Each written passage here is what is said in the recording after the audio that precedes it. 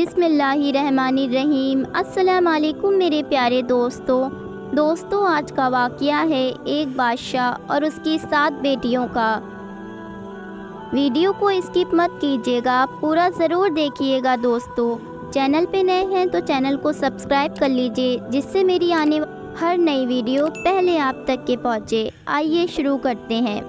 एक बादशाह की 7 बेटियां होती हैं। एक दिन बादशाह बहुत ज़्यादा खुश होता है और वो अपनी 7 बेटियों को बुलाकर पूछता है कि मैं तुमसे एक सवाल पूछूंगा, अगर मुझे उसका जवाब अच्छा लगा तो मैं तुम्हें तुम्हारा मनचाहा इनाम दूंगा।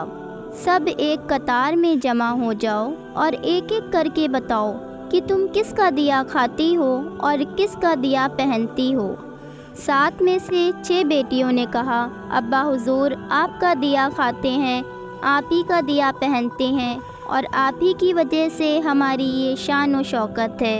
ये सुनकर बादशाह बहुत खुश हुआ और उसने अपनी 6 बेटियों को उनकी मनपसंद की चीज़ दे दी। मगर जब सबसे छोटी और 7वीं बेटी की बारी आई तो उसने कहा, मैं अल्लाह का दिया खाती हूँ, अपनी किस्मत का पहनती हूँ और ये मेरा नसीब है। ये सुनकर बादशाह बहुत आग बबूला हो गया। बादशाह कहने लगा, ए कमबख्त, तूने मेरी नाशुक्री की है, इसकी सज़ा तुझे ज़रूर मिलेगी। शहज़ादी ने कहा, जो हुक्म अब्बा हुजूर।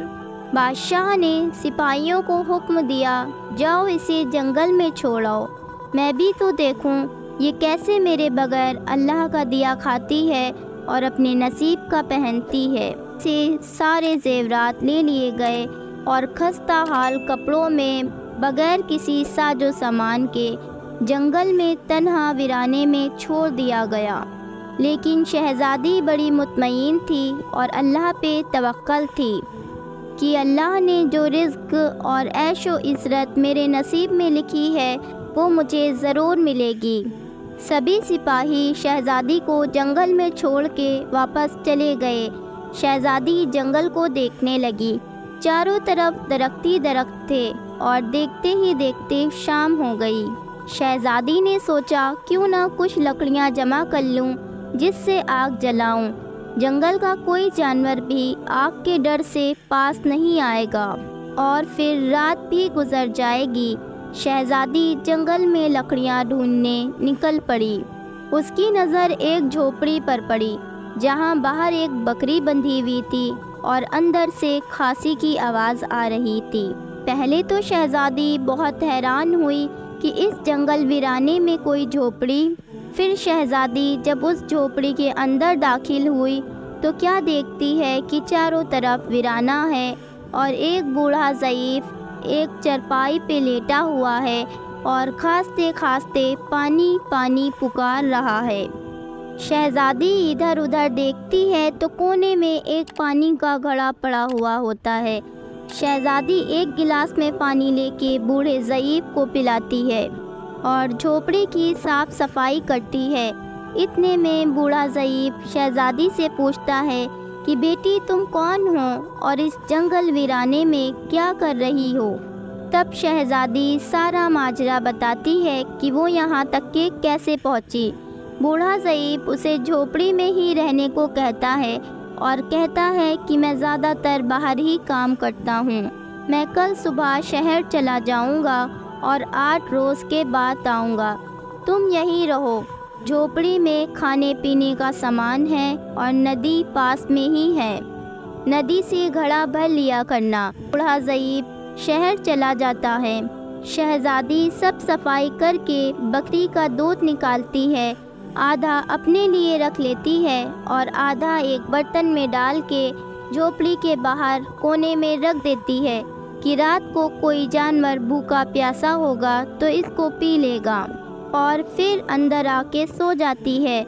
सुबह सवेरे जब शहज़ादी उठती है तो क्या देखती है कि दूध का बर्तन खाली है और पास ही एक लाल पड़ा है जो देखने में बड़ा नायाब और कीमती मालूम होता है, और पास ही सांप के निशान भी नज़र आते हैं। फिर शहज़ादी को ये याद आता है कि उसने बचपन में एक बात सुनी थी कि जब कोई सांप बहुत खुश होता है تو ایک ایسا لال اگلتا ہے جو لال کلر کا ہوتا ہے اور اس کی قیمت ہیرے جواہرات سے بھی بہت زیادہ ہوتی ہے۔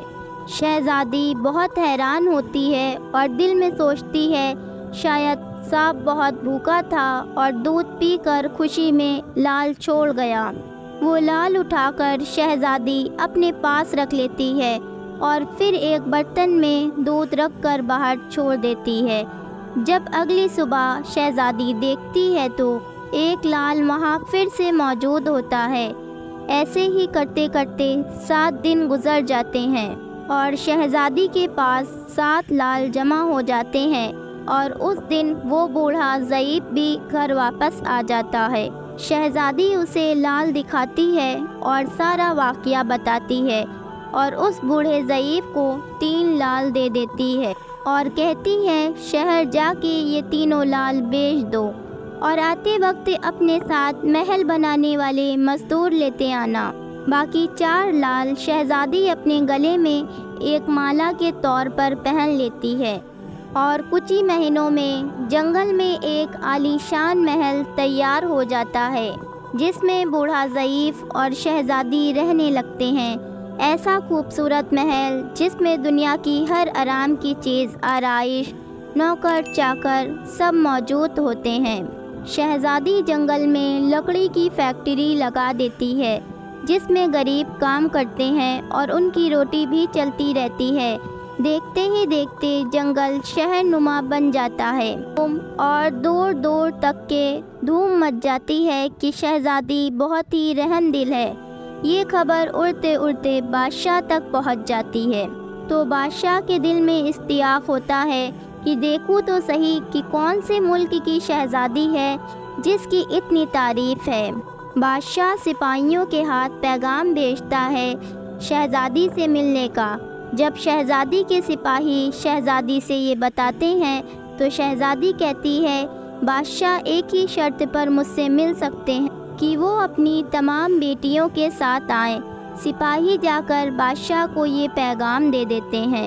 ایک دن بادشاہ اپنی تمام بیٹیوں کے ساتھ شہزادی کے محل جاتا ہے۔ شہزادی ان سے چہرے پہ نقاب پہن کے ملتی ہے۔ شہزادی ان کے لیے 7 رنگ کے کھانے پیش کرتی ہے اور ہر رنگ کے کھانے کے ساتھ اسی رنگ کا جوڑا زیورات پہن کر آتی ہے۔ محل کی رونق، شہزادی کی خوبصورتی بادشاہ اور تمام شہزادیوں کو بہت حیران اور متاثر کرتا ہے۔ آخر میں بادشاہ شہزادی سے کہی دیتا ہے کہ تم میری بیٹی کی جگہ پہ ہو اور تمہارے کہنے پہ میں اپنی تمام بیٹیوں کے ساتھ آیا ہوں، پھر مجھ سے یہ پردہ کس لیے؟ پھر شہزادی کہتی ہے ٹھیک ہے میں تیار ہو کے آتی ہوں۔ ساری شہزادیاں آپس میں سرگوشی کرنے لگتی ہیں کہ اتنی تو تیار ہے، اتنے تو زیورات پہنے ہیں اور کتنا تیار ہو کے آئے گی۔ اتنے میں کیا دیکھتے ہیں کہ دور سے خستہ حال کپڑوں میں کوئی آ رہا ہے۔ غور کرنے پہ بادشاہ کو یاد آتا ہے کہ یہ ابھی تک زندہ ہے۔ میں تو سوچتا تھا کہ اسے جنگل کے جانور کھا گئے، اور میں نے جب اپنے سپاہیوں کو اس کی خبر لینے بھیجا تھا تو سپاہیوں نے کہا تھا وہاں کسی بھی شہزادی کا نام و نشان نہیں ہے۔ یہ کیسے ممکن ہے؟ شاہ خوشی سے جھوم اٹھتا ہے اور کہتا ہے شہزادی کو بلواؤ، میں تمہیں شہزادی سے آزاد کروا کر لے جاؤں گا۔ وہ تمہاری قیمت میں میری ساری بادشاہت مانگ لے۔ وہ سن کر شہزادی بولتی ہے نہیں ابا حضور، میں وہی شہزادی ہوں۔ میں یہ نہ کہتی تھی کہ میں اللہ کا دیا کھاتی ہوں اور اپنے نصیب کا پہنتی ہوں، بس اسی اللہ نے مجھے کہاں سے کہاں پہنچا دیا ہے کہ آج میں آپ سے بھی زیادہ امیر ہوں۔ پھر شہزادی اپنا تمام حال بیان کرتی ہے اور بتاتی ہے کہ وہ اس مقام تک کیسے آئی، اور دکھاتی ہے اپنے گلے کی وہ مالا جس میں ابھی بھی 4 لال موجود تھے۔ یہ بات سن کے باقی ساری شہزادیاں اپنے دل میں رشک کرنے لگتی ہیں ہوتا اور سوچتی ہیں کہ ہم نے بھی تبھی یہی کہا ہوتا کہ اللہ کا دیا کھاتی ہوں اور اپنے نصیب کا پہنتی ہوں۔ دوستو، ہمیشہ اللہ تعالیٰ کی ذات پہ یقین رکھو، وہ جس حال میں بھی رکھے اس کا شکر ادا کرو، وہ ذات کبھی بھی تمہیں اکیلا نہیں چھوڑے گی۔ دوستو، ویڈیو پسند آئی ہو تو ایک لائک ضرور کیجیے، اور آپ کس طرح کا واقعہ آگے دیکھنا چاہتے ہیں کمنٹ میں مجھے اپنی رائے ضرور بتائیے گا۔ چینل پہ نئے ہیں تو پلیز میرے چینل کو سبسکرائب کر لیجیے، جس سے میری آنے والی ہر نئی ویڈیو پہلے آپ تک کے پہنچے۔ پھر ملتی ہوں ایک نئی ویڈیو کے ساتھ۔ اللہ حافظ۔